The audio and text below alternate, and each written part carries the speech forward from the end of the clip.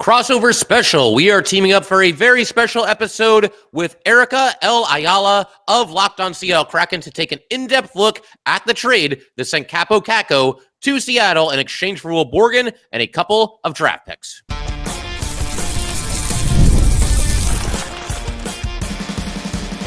You're Locked on the New York Rangers, your daily podcast on the New York Rangers. Part of the Locked On Podcast Network, your team every day. Welcome back, Blue Shirts fans, to episode number 1211 of the Locked On New York Rangers podcast. I'm your host, John Chick. Just want to thank you guys, as always, for making Locked On New York Rangers your first listen every day. We are free and available on all platforms, including YouTube. And today's episode of Locked On New York Rangers is brought to you by FanDuel. You can start the season with a big return on FanDuel. New customers can place a $5 bet, and you will get started with $250 in bonus bets. If you win your first $5 bet, visit FanDuel.com to get started. And we are, of course, part of the Locked On Podcast Network, your team every day. So, yeah, like I said, very special crossover edition here of Locked On Rangers and Locked On Kraken. We do this every so often. You know, if there's a trade, a free signing, or whatever, we need more intel on this player or on that player. And, of course, just not too long ago, the Rangers, of course, striking that deal that sent Kaapo Kakko to the Seattle Kraken in exchange for Will Borgen and a couple of draft picks. Going to be breaking down this trade from every angle, once again with Erica L. Ayala of Locked On Seattle Kraken. Enjoy. All right, so let's go ahead and kick off this very special crossover edition here today. This is John Chick with Locked On New York Rangers, joined by my good friend Erica L. Ayala of Locked On Seattle Kraken. And Erica, we've seen our team strike a couple of deals recently. We had the Wenberg trade last year, and just a couple of days ago now, we have the Rangers sending Kaapo Kakko to the Kraken in exchange for Will Borgen, a third-round pick and a sixth-round pick. And so right off the bat here, you know, I think from the perspective of Ranger fans, we weren't too surprised that this happened once we saw that Kaapo Kakko had been a healthy scratch. The writing was kind of on the wall. But from your perspective, you know, seeing Will Borgen get traded, was this completely out of left field, or was this something that, you know, maybe you could see happening and made some sense when it did happen? Yes. I mean, I think that we have been talking on Locked on Kraken basically since last offseason, so like a year and a half, that something needed to happen to revitalize the Seattle Kraken roster.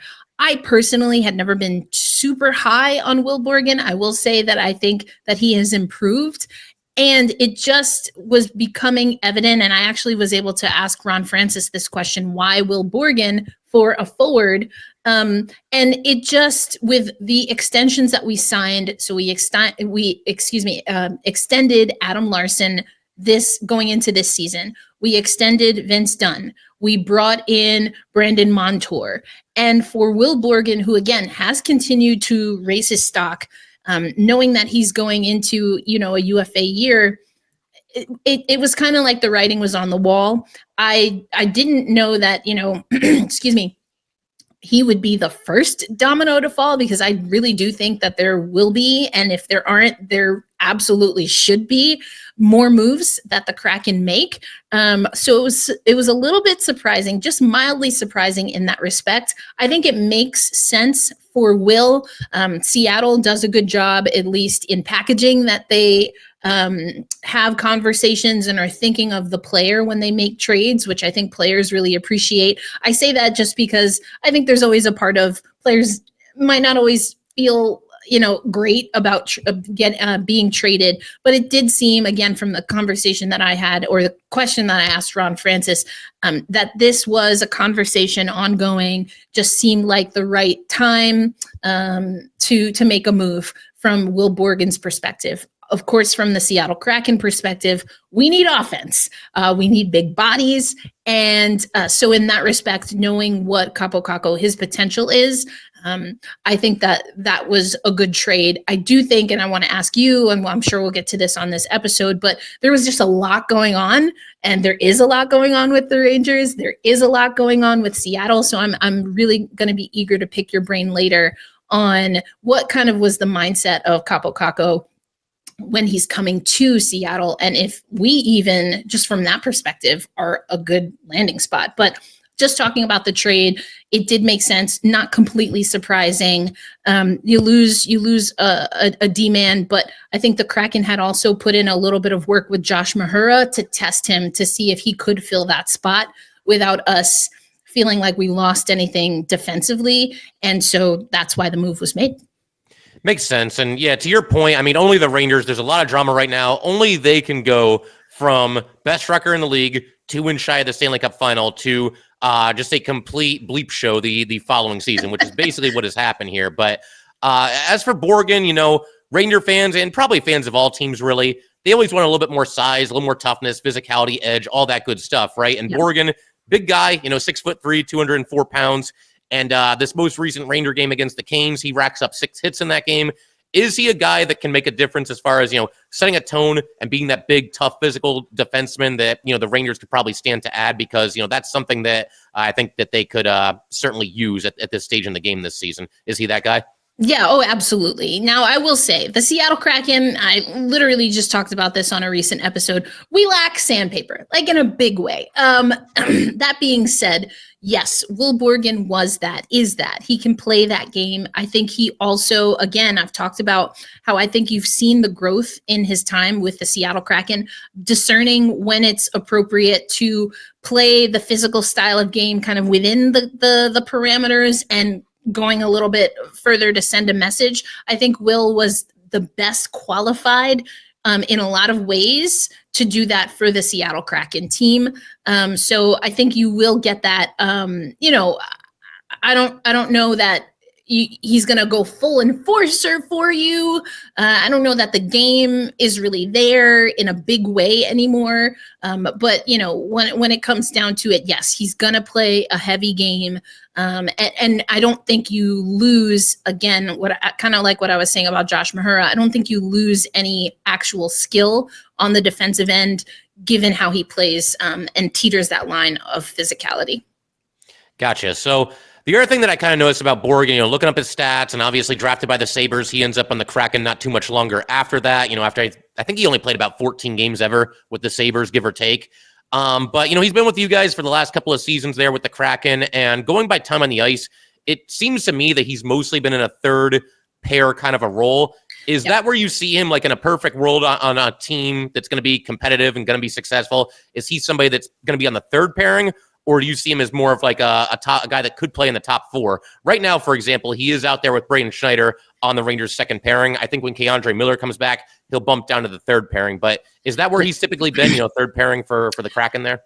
Absolutely. And, we just played the Rangers in New York not too long ago. Of course, we played the Rangers earlier in the season. And K'Andre Miller is, you kind of get a little bit of everything. I've enjoyed watching K'Andre Miller skate. I got to go to his draft. That was the first NHL draft I went to. So very high on K'Andre Miller. When Miller's back, Borgen will play that third line. I think, again, it's solid minutes. You're going to get solid game from Will Borgen. He can be effective on the offensive side. I don't think ever our strongest puck moving defenseman, but you can see that he reads the ice well. He's just a little a bit above serviceable when it comes to moving, I'd say, the puck up, but not a guy that you're going to rely on. I think he can clean things up, but again, I just really think you have a great defenseman in K'Andre Miller, and Miller will still occupy, as you said, kind of on that top 2 groupings. I don't see that changing with Will Borgen. And again, I've said it a few times, I do think that we haven't tapped the ceiling on Will Borgen yet. I think he tends to lean in some ways of just kind of going with the crowd, a more conservative approach maybe to even his own development. But I do think that with a little bit more focus, maybe just with a different group. Again, the Rangers not what we would consider necessarily a successful team right now. But, I think in a situation also playing in a place like New York, you and I both know it's a different beast in all of New York sports, but especially at Madison Square Garden. So I'm really eager and I'm excited for Will to see what he will do. But yeah, squarely on that third pair, I'd say. It's funny you mentioned the puck moving ability. It sounds like he's, maybe a little bit above average in that area, not elite at it, but that's been a problem for the Ranger defensemen.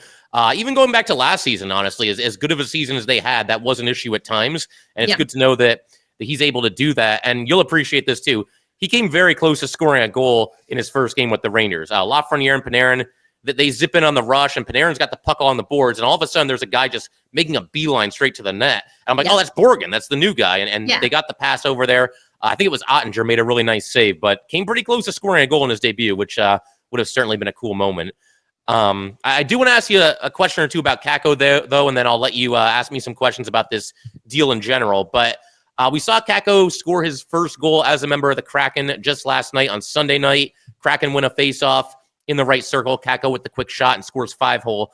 He's now played 3 games with Seattle, so I just want to know, what are your first early impressions, what you're seeing from him? Obviously a long way to go, but first impressions. Yeah, I think the first impression, quite honestly, the first thing I was thinking as you were talking is this break, I think I'll be able to better evaluate him after we get through this short break.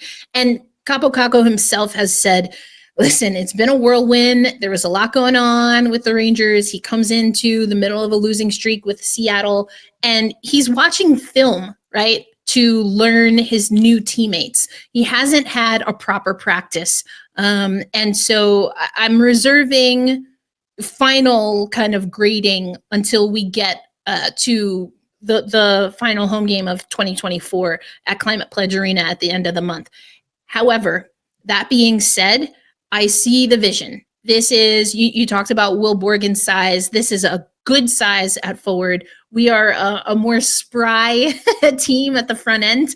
And so I love his size. His instincts are great. He himself felt that he probably should have, not could have, but should have gotten another goal in that game alone against Colorado. He hits the pipe against Chicago in his first game. So his knack for the net is coming through. I absolutely love seeing him play alongside Matty Beniers. Now, who they're going to put on the left side, we've seen Jared McCann, we've seen Jaden Schwartz. I kind of think I'm leaning towards having Schwartz, Beniers, and Kakko, just because what you get from Jaden Schwartz is another player that can attack the net, be a net front presence. And I think you add that with the skill of Matty Beniers and just the instincts of Kaapo Kakko, and that can be a really great line for us. So reserving, again, final grade, but again, the early returns, really, really good. I see the vision. And when he gets comfortable, when he's at practices and he can help the power play, that's what I'm really looking for. Absolutely. So one more question from me about Kaapo Kakko for you. So at the end of the season, he's an RFA with arbitration rights, currently making $2.4 million. Do you think that the Kraken, it sounds like, again, it's early, nobody has to make any decisions right now, but it sounds like you are mostly impressed with what you've seen from Kakko thus far. Do you think the Kraken make it a priority to get him locked up? I don't think you would have to necessarily break the bank to get him secure for a handful of seasons. Do you see him, though, as like a piece of the long-term future of the Seattle Kraken? Yeah, that's an interesting question. And honestly, it's a little difficult to gauge right now because we signed 2 7-7 deals. I already mentioned Brandon Montour. Then you have Chandler Stevenson, who I think, I don't know. I'm still trying to get a feel for him. The leadership is not exactly what I expected, but I'm learning quickly that he's a pretty mild. He doesn't speak if he doesn't have to. I just wanted that to translate. We don't need him to necessarily be a locker room presence, but I want to see it translate a little bit more on the ice. Just extended Matty Beniers to a contract that, quite honestly, it's still early, but he has not lived up to. So I think it's going to be tough. That being said, I do think the Kraken are going to make more moves this season. I think they need to. We're overdue to make some moves. And so you have players like Brandon Tanev, even a Yanni Gourde, who I think the writing is on the wall there. So but likely when those contracts free up, that will give some more cap space. We'll, of course, have to see where the cap is at by the time we want to have those conversations with Kakko. So I think that there's potential, and I think he's the right age and he has the right skill set for what the Kraken want to do. Just going based off of what they've done in the past, I think they tend to be, the Kraken, a little bit more conservative in certain respects, but it seems like the youth movement is on its way. And a former, second overall draft pick, a young guy that can build and grow and support the growth of a Matty Beniers, of a Shane Wright, I think that's what the Kraken are going to want. All right, sounds good. And so in just a second, we're going to keep everything rolling here. Erica's going to have some questions for me regarding, obviously, this trade between the Rangers and the Kraken, and we will do that in just a second.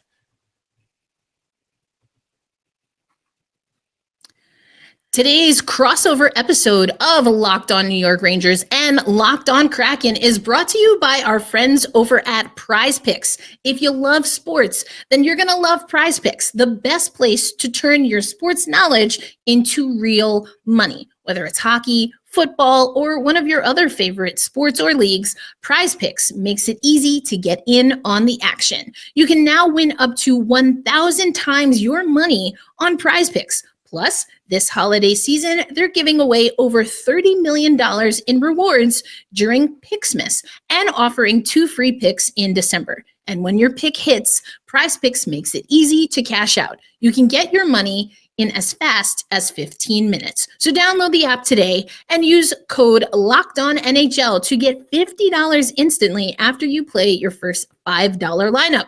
That's right, $50 instantly on PrizePicks. PrizePicks, run your game.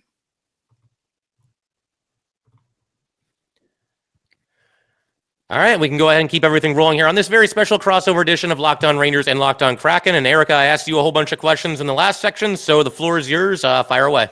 Yeah, for sure. Again, just got to see the Rangers play Seattle.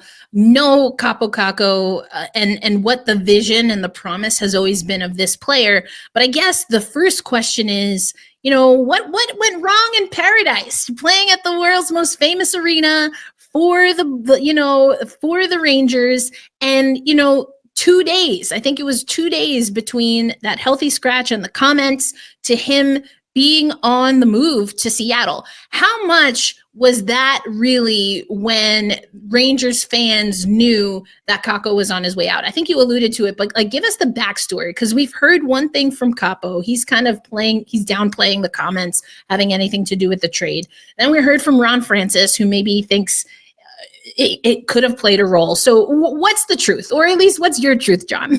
Yeah, so that's kind of the $1 million question right now. Exactly how did this whole thing go down and what led us to this point? Bottom line, this season, the Rangers start the year 5-0-1. Everything's great. Here we go. We're going to make another run at this thing. We've got most of our key guys back. It's time to go. It's time to play some hockey. And ever since then, basically, the Rangers have just played an atrocious brand of hockey. It's been going on for the better part of at least a month. I'd say more like 5 or 6 weeks at this point. You went through this phase where they were still winning, but it was largely due to Igor and Quick, kind of stealing games for the Rangers. Yep. And lately, all the bad habits, all the underperforming stars, it's really caught up to them. And then, obviously, it kind of hits the fan a little bit there. They're losing all these games over and over. So Peter Laviolette, throws his lines in a blender. I didn't mind that at all, because sooner or later, you got to try something different. But the thing that kind of got me, and I think got a lot of Ranger fans as well, is that, you look at the lineup and, somebody's not there. Oh, it's Kakko. Why is Kakko the healthy scratch? Now, I'm not going to make it sound like Kakko was having this phenomenal breakout superstar season, because he wasn't. But when you look at what's gone on in the last month or 6 weeks or however long it's been now, and you look at the guys that are going out there and consistently giving you a, consistent and, big time effort, Kaapo Kakko is at or near the top of that list.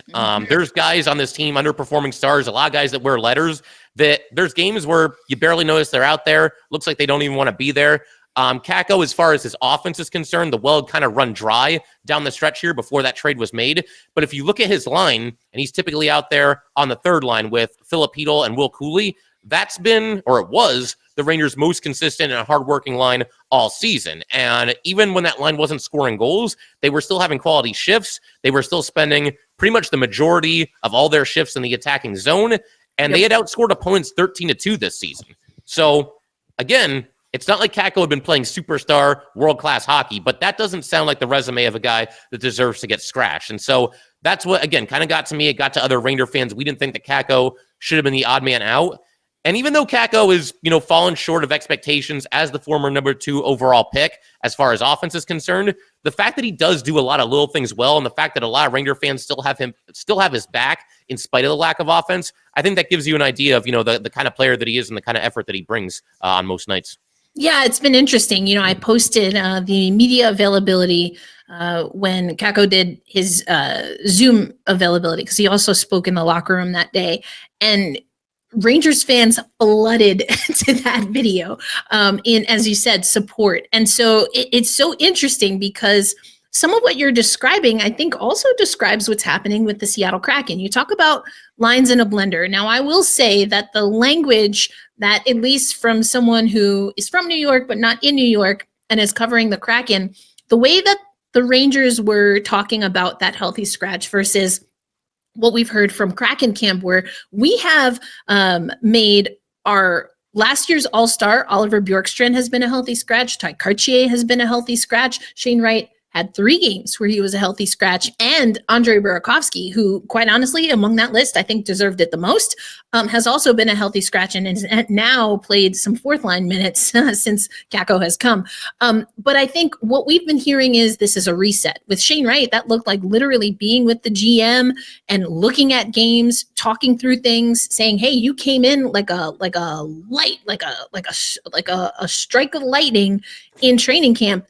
We lost a little bit of that. Let's get it back. That's what we're hearing from Seattle. Yes, some of it, especially for some of the elder statesmen, the veterans, it has been a message, but it's one healthy scratch. It's a conversation beforehand. And it's like, hey, just reset and then we'll get you back out there. It sounds like maybe there is a little bit more going on with the situation with Kakko. So I say all of that because I'm curious if and when that is something we do have to do a quote unquote reset, as our head coach Dan Bilesma says with Kakko.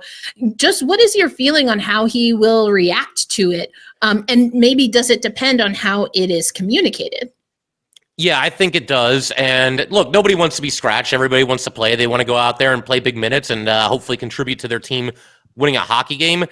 This isn't the first time that Kakko has been a healthy scratch. There was one time in the playoffs a couple of years ago. They're playing the Lightning in the conference final. He was actually a healthy scratch for Game 6, which I didn't like that at all, especially when like Dryden Hunt is taking his place. Nothing against Hunt, but I didn't see him, scoring a hat trick in that game, so to speak. So, right. But yeah, I mean, I think it's one of those things where in the past, he has responded positively to being a healthy scratch, and he's come back strong since then, and he said all the right things. I think this most recent one, though, and it goes back to what I was talking about. Kakko is one of the few guys that during this bad stretch is going out there and giving you an honest effort every single night. And he knows he's doing that. And he's watching his teammates out there and just kind of, lollygag their way through shifts and just kind of drift around on the ice until their shift is over.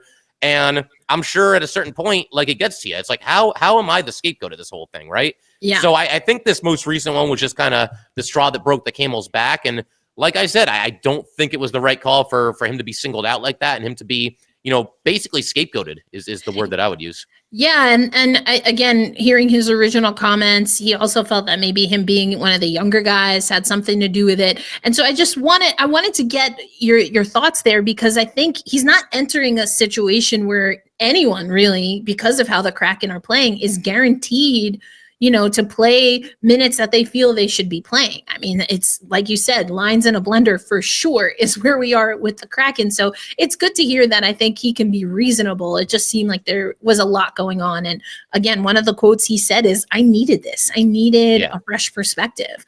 And so hopefully, again, on the other side of this break that we'll have this week, we'll see a little bit of what that is. But that's my next question for you. Talked about underperforming. Hey, we know about a first rounder underperforming, but still doing other things to impact the team and the game, even when the scoring touch just isn't there. So let's, put our, hands on a crystal ball here. What is the top end potential for a player like Kakko, regardless of team? Just what do you think, from what you've seen, he has the potential to be, but specifically on special teams? Because like I said, we need help on special teams, but what kind of a player, what kind of potential can we get from Kakko? So I'll start with his floor, and then we'll kind of work our way to the ceiling. I think his floor is very, very safe, and that's one of the reasons why I think this is a nice pickup for the Kraken. At worst, you're going to get a player who will give you offensive production that's kind of in line with a third-line player. Now, again, that's not what you sign up for when you take somebody second overall, but sooner or later, you have to just kind of look at the player for what he is and kind of detach yourself from where he was drafted. So at the very least, I think you'll at least get that from an offensive production standpoint. As far as his ceiling goes, is he ever going to be, this big time superstar, top 10 player in the NHL that just goes out there and dominates games. I have my doubts about that at this point. When you look at what he's done in his first, 5.5 seasons in the league, he'll have his moments every now and then, but there's very few of those like wow plays that you typically get from a player who's taken number 1 overall, taken number 2 overall, top 5, whatever it might be. Those have been kind of few and far between for the Rangers, for Kaapo Kakko over the years. So I don't know that he's ever going to be that kind of a player. But it goes back to what I just said a second ago. You have a very safe floor, and if you are to extend him at the end of this season, maybe you can do it for like $3 to $3.5 million per year. I mean, I think that's about right for Kakko, given where he is in his career. Yeah. At the worst, he will play up to that number. At best, maybe he exceeds it because maybe he does just need to change his scenery, and maybe he can get a fresh start here. Maybe he can finally find that potential. And getting back to one other thing, I just want to touch on one other thing from what we talked about a second ago. Yeah. He's definitely not the guy that's going to stir up trouble. Those comments that we saw from him were very uncharacteristic, but again, I think they were completely justified based on everything that had happened and everything that had led up to that moment. Like I said, I think finally the frustration just kind of boiled over there. But again, if I'm the Kraken, I'm feeling very good about this because you've got a safe floor and a somewhat high ceiling. I wouldn't say it's astronomical, but certainly I think his best seasons could very well be in front of him, I think for sure. Yeah, okay, that's good to know, especially given his attitude. I just think that his demeanor seems to fit in well with the Seattle Kraken. That being said, I still think that there's just a little sandpaper that this Seattle team needs. We're almost too nice and too polite, but also I'm from New York, so, what do you want from me? Last question I have for you, because I know we're going to get into more broader conversations on both of our teams, but given everything that you said about the floor and the ceiling, what is the prototypical what do the line mates for him look like? What does he need, perhaps, to really execute on that promise? Are there particular players or a style of play that you think fits him well? Yeah, I think he's the guy that can do a little bit of the dirty work for you. He's somebody that can drive possession in the offensive zone. One of the things that he's always been capable of, but didn't start taking advantage of it until maybe the last couple of seasons here with the Rangers, is he can maintain possession of the puck for probably about as long as anybody on the Rangers, almost single-handedly. Like, it's like it finally clicked a couple of years ago. Like, I'm a big guy and I'm a strong guy, and I can use this to my advantage. I can protect the puck from my opponents here. I can circle around and wait for my guys to come open. So I think if there's somebody on Seattle that's kind of like a sniper, you can definitely make that work with Kaapo Kakko. Because he can feed them. He can extend the offensive zone possession and eventually work a pass over to them, and they can take care of the rest. Kakko is not exactly fleet of foot. He's not, a speed demon. So if there's somebody that is on the Kraken, maybe that can work a little bit because they can kind of work off of each other in that regard. And, if he's with some faster line mates and they can pick him up in that perspective. But yeah, I mean, I think that's pretty much what you're looking for there as far as, the ideal line mates for Kaapo Kakko. And, you mentioned special teams not too long ago. I think for sure he could use some more power play time. He gets very little of it with the Rangers. And Erica, I know Seattle's been struggling to score goals. I saw they have like 6 goals in their last 5 games or something like that. So it gets to a point, and I've gotten to this point with the Rangers. Maybe you're there with the Kraken as well. It gets to a point where you just got to try something different, especially on the power play. Rangers are 1 for their last 23 on the power play. It's time to try something different.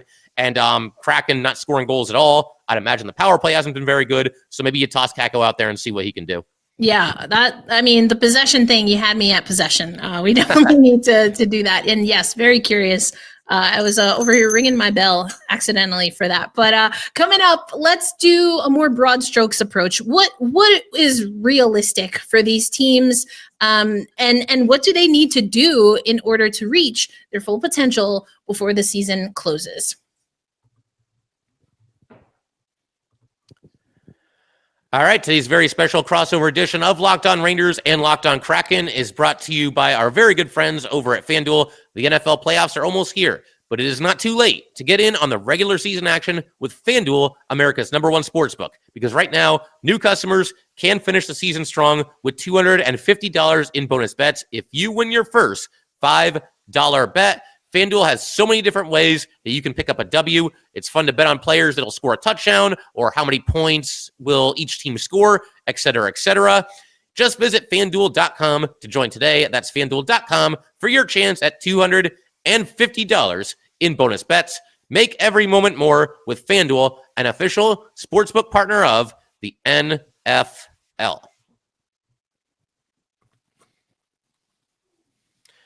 All right, so we'll go ahead and keep everything rolling here on Locked On Rangers and Locked On Kraken. And Erica, like we were saying, I figured we can close that today just by taking a quick look at where everything stands for both these teams that both have really, if we're being honest, have fallen short of expectations this season. But yeah, I mean, Kraken, obviously we've talked about their recent struggles, now 15-19-2.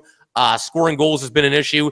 Is that the biggest problem with the Kraken, just a complete, lack of offensive firepower, or at least that's what's gone wrong recently, or are the problems, somewhat bigger than just that?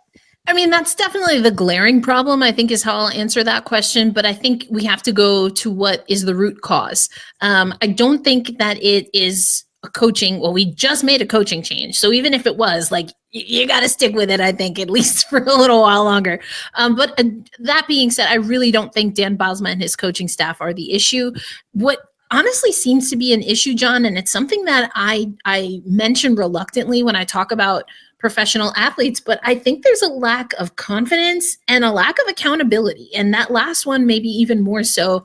But I think, again, the lack of confidence sometimes breeds and feeds, I should say, into the lack, of accountability. This is just a team that on paper should be able to do a lot more than what they're doing. And we'll see, as I sometimes say, brushes of brilliance, but it doesn't last.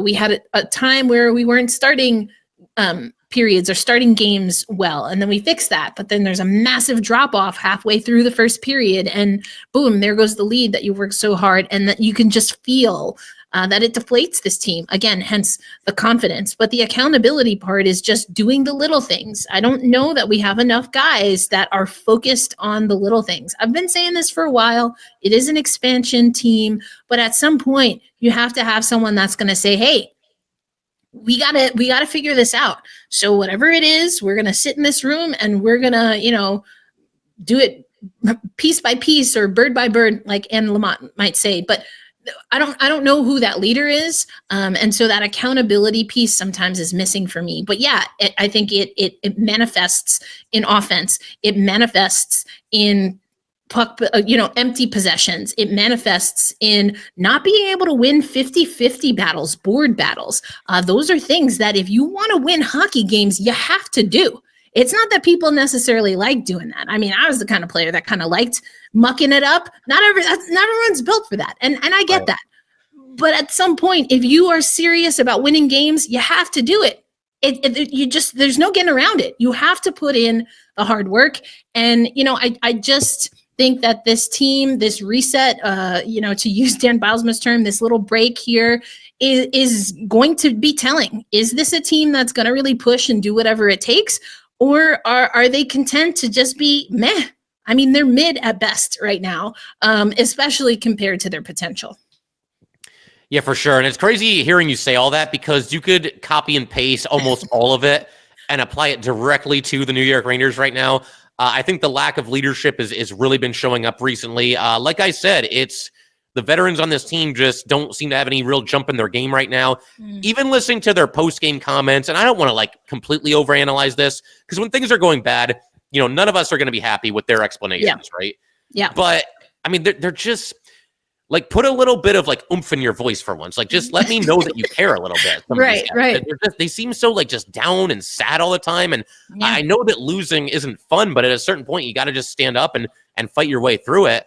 And like I said, I think what makes this even more frustrating is that this is largely the same team that had the best record in hockey last year. Now, they lost a few players. Barclay Goodrow was obviously a veteran leader in that locker room, but was he this important? I mean, maybe he was at this point. Yeah. You kind of you don't really know.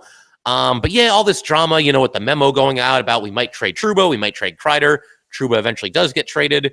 Maybe there's guys worried about their future with this team, thinking they're going to be dealt, but the best way to stop all that is to put forth a better effort and win some games. And, you mentioned the Kraken, there's games where they start fast and then they fizzle out. And then there's games where the opposite happens. They start slow and then they pick it up, but it's too late. Same exact thing for the Rangers. This team cannot play a full 60 to save their lives. Just yesterday, they came out flying. They scored a goal 17 seconds into the action, played what I thought was a great first period against the Canes, and then just died after that. The second period was a mess and the third wasn't much better. So it's frustrating. I mean, there's no like magic formula or anything like that to fix it. I think, like you said, it comes down to a confidence thing and a focus thing. And right now, it sounds like both these teams are struggling in that aspect.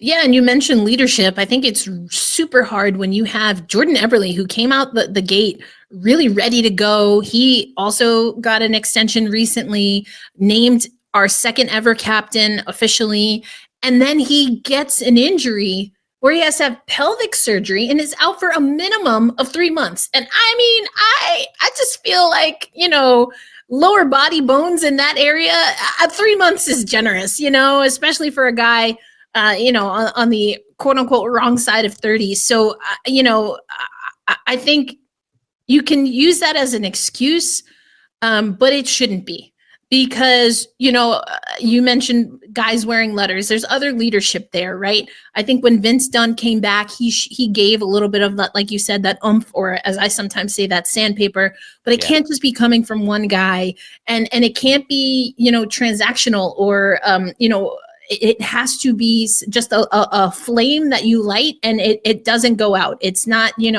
just cutting it on and off when you feel like it. Again, you have to commit to that style. You have to commit to that. And I think it's just the commitment, some of the trust, some of the confidence. And these are things that the good news, I guess, is that they can be fixed. The frustrating part is that I think it sounds like maybe neither one of our teams right now is taking the steps, or even maybe really knows what the first step is to move in that right direction. So yeah, you wanna score goals if you're the Kraken on the power play. Of course, that's going to help. You get new blood like Kakko. We brought back Daniel Sprong, which I think was more of a maybe trying to get in guys' head move than anything, because he's been a healthy scratch a bunch of times. But I think that there has to also be a commitment, and I've been saying this for a while, from the front office as well. They have a job. Their job is to put together a roster. They don't control the outcome, but I do think that we have shortchanged some of what could be an even better team if we make less conservative moves, just kind of take a leap and kind of cut things off and cut things loose when they're not working. So again, we got rid of a head coach. I think anyone in sports, all of sports, will tell you if the GM can strike first, that's what they're going to do. I wasn't thrilled with Dave Haxtell, but I would have preferred a front office change, whether that's in mentality or personnel. But I guess we'll see now, because we have a new coach and it's still not clicking. So, and that's the frustrating thing, right? All of the conversation about, in your case, we were one game away from being able to compete for the Seattle Kraken. It's like we got to, game 7 of the second round and then completely sputtered out the very next season. So wait till next year. I'm a Mets fan. I hear that all the time. We believe, you got to believe, wait till next year, all those things. And next year is here and you're still not seizing the opportunity. Yeah. No, I was actually going to ask you about that. I'm glad you brought that up, because 2 years ago, I mean, it looks like the Kraken, hey, they've put in the pieces together quickly. Here's this expansion team. They're going toe to toe. They knock out the Avalanche in 7 games. Just a dogfight of a series against the Stars, I believe it was, in the second round. Oh, man. And they seem like they're on the rise, but then they missed the playoffs last year, and this year not really looking all that great either. So, I mean, how frustrating is that as a fan? Because you thought you were there. Thought you were getting close to being a serious contender. Yeah, it's really frustrating. I know Mets fans right now are reeling about the big Juan Soto catch. I hate to be the bearer of bad news, realness, but Mets, we get them too early or too late. And I'm starting to feel like I hopped on another too early, too late bandwagon. I just think, again, we give us 2 7 and 7. So 7 years, $7 million AAV to two guys. I need Chandler Stevenson to freaking be a rock star out there. At that price, Brandon Montour, I think, has been better for us, especially in the absence of Vince Dunn. But I mean, to your point, it's extremely frustrating. I saw it coming last year. I don't know how anyone thought that was going to be a successful team. Injuries did not help. But what I used to say is, we put too many eggs in the Andre Burakovsky basket. For 2 seasons, he was the guy that we expected to score. And for 2 seasons, he could not stay healthy. I think maybe you say the same about Philip Grubauer, big contract. And there are times where that man has a freaking bazooka-sized hole in his glove. It's just it hasn't worked out. Some of that freak accidents, some of that overworking goaltenders. I think we have a huge problem there. But at the end of the day, all things being level, I don't think that that's a good contract for us. And we've seen goalie trades this season, John. Yep. Not from Seattle.